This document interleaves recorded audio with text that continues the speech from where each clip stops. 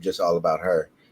Meanwhile, the mom is at home taking care of the kids, seeing that on social media, and then wanting to have that life where they're able to go on vacation, do all these other things, where now envy and jealousy now creeps into their hearts because they're not getting to go out and do all those other things. So it's an interesting perspective because, like we look at other people's lives and we think, oh yeah, they got it all together, when behind the scenes it's all jacked up and got a whole bunch of filters all on the top of it. So it also then impacts marriages as well. You see, that's the thing. Like back in the day before social media was here, you didn't have this psychology of comparing yourself to other people because it just wasn't out there unless you physically was in that person's presence. You know what I'm saying? So now that social media is here, say it again. I disagree with that for sure. Yeah, it's more prevalent today because that's what social media. Yeah, social media just give you more people to compare yourself to. Yeah, that's my point. That's my point. But I'm saying, but before that, you were comparing yourself to your classmates, the people close to you. That's what I think. So you were comparing yourself to the classmates, right? But you didn't necessarily just see their highlights 24/7. Social media is all about highlights. You don't get on social media to post your lowlights. You get on social media to post your highlights, things that don't happen every single day, but social media gives the impression or the illusion that this is happening every single day in my life, when it's in reality it's not.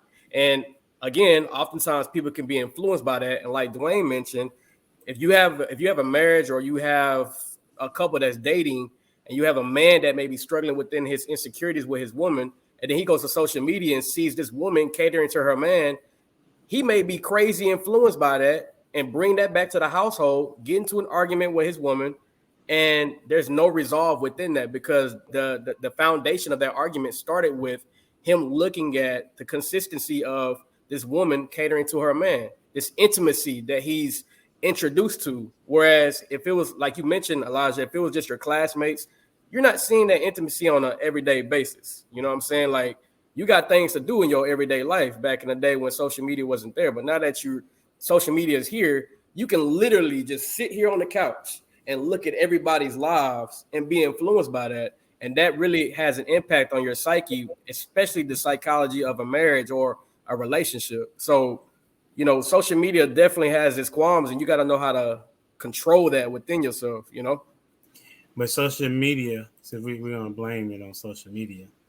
Well, it's really just a matter of what it is that what is it? It's the algorithm. So it's really a matter of what do you like, what do you not like. That's what's feeding you. So it's just more of who you are is what you're seeing. So when you say that, so when you say something such as, well, it's social media. Well, social media is a microcosm of what it is that you already think and believe. Yeah, so you just hitting more of that. So for example, if I want to watch basketball and I'm clicking on hearts for basketball, then that's what's going to pop up. If I'm looking at things about relationships, about marriage, about whatever the case may be, that's what's going to come up in my feed. You see what I'm saying? So, but check this out. It's gotten so advanced to where you don't even have to look that stuff up. Your phones are like listening to the things that you're saying. So the moment you open your phone, there's an ad that's going to pop up. That proves my point. Based on the conversation that you're having, right? Yeah, that proves my point. Yeah. That's what I'm saying. It's just more of what you already. It's feeding you more of you. Yeah. So when you say it's social media's fault, you can't blame it on social media because it's feeding you exactly what you like. Well, no, this is what I'm saying. Let's just say hypothetically, you're getting into an argument with your wife, right? Your phone is picking up everything that you're saying, right? There's going to be a portion of this algorithm that's going to be in social media that's going to be plastered on your feed that you didn't look up. You didn't look this up. You didn't search it. However, because you said this in this argument, it's going to be on the feed and it's going to entice you based on this argument that was said. That's how I can get you. You know what I'm saying? Yeah. And the only reason why I say that is because I've experienced it before. I've experienced where I've been in the heat of a moment with one of my partners or my lady, and we're sitting here arguing or going back and forth about something. And then boom, the next thing I see on social media is literally what we were talking about. And it's almost put together in such a way where it sides with my position and not their position, which psychologically makes me feel even more superior than the person that I was in the back and forth with, although I could be in the wrong. But social media is fueling my mind into thinking that I'm right based on what it heard me say, as opposed to what I searched.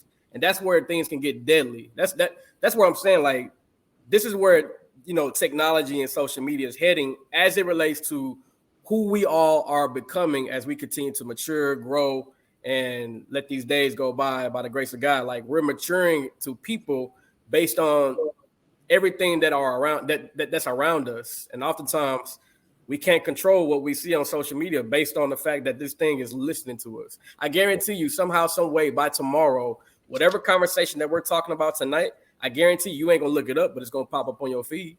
And guess what's gonna happen here? Somehow, some way, regardless if that's 1% or 100%, you're gonna be influenced by what it's showing you. That's the science behind it. So, that's why I would say there is a malicious intent to social media. The purpose of social media, by design, they've admitted this, is to get you to spend as much time of your day on the application. So it makes you addicted to it. So every time that you get a message or somebody likes, there's an endorphin loop that's being triggered. So get that dopamine by design. Thank you. So by design, that is exactly what they're trying to trigger with it. So whenever, as for these things, whenever we look, as for the fruits of the flesh, social media to me addresses all of them. If I'm trying to keep my mind clear, and then I'm scrolling through the feed, all of a sudden you see some thumbnail with a Photoshop big hindquarters, right? Like, it's right there. Somebody with their titties hanging out. It's right there, and it's like as you're just scrolling. So these things are just being placed out there for you. But then again, at the end of the day, it's our choice whether to use it or not. So it is our choice whether we're going to consume it. But then to consider the people that do choose, and they're not aware of these addictive properties or the purposes behind it, the malicious purpose and the malicious intent behind these applications. If they're not aware of that, that's where I do see it becoming dangerous, because it's deceptive. Interesting. Well, I mean, go ahead. You just got to ask yourself, to your point, Dwayne, like, whenever you see somebody that's, let's just say, like this setting right here, right? Imagine me just constantly in my phone as this is going on, right? Not only is that rude, but now I'm not even being involved in the conversation because I'm being influenced by what I see here, right? And then that's when it becomes malicious, because let's just say I'm going out to eat with a couple of friends, and that's a time to be intimate. That's a time to get close and laugh and have a great time, right? But if you got two individuals, it's a table of four, and you got two or three individuals in their phones. What is the fourth person supposed to do? Get in their phone as well? Well, what's the point of having this intimate dialogue or this intimate experience if we're just going to be influenced by this? And again, that's where the maliciousness comes into play, because now you're detached from reality and you're being sucked into this mind hole of whatever, like you said, Elijah, whatever you may be influenced by. You know what I'm saying? And it really pulls you away from like that intimate setting that we're all collectively supposed to be in. Because think about it, back in the day, we didn't have social media, and me growing up, I didn't have a cell phone. I was forced to go outside and interact with my friends. You know what I'm saying? Interact with my shorts and show off my big calf muscles. You know what I'm saying? Had I had social media, nobody would have seen my Harry. You feel me? Very big. Yeah, so all I'm saying is, social media is going in a direction, and it is extremely important, not just for men, but for women as well, to understand and become aware of just the finite details of the impact it can have on your psyche, because it most certainly can impact everybody else. Y'all sounding so nice. Y'all trying to blame social media. Okay, this is interesting. Those that are doing it, right? Okay, so let's get down to it. I think Joanna had it. She was on it to something as well as Prototype, and I think I may have won this one because of something Prototype said.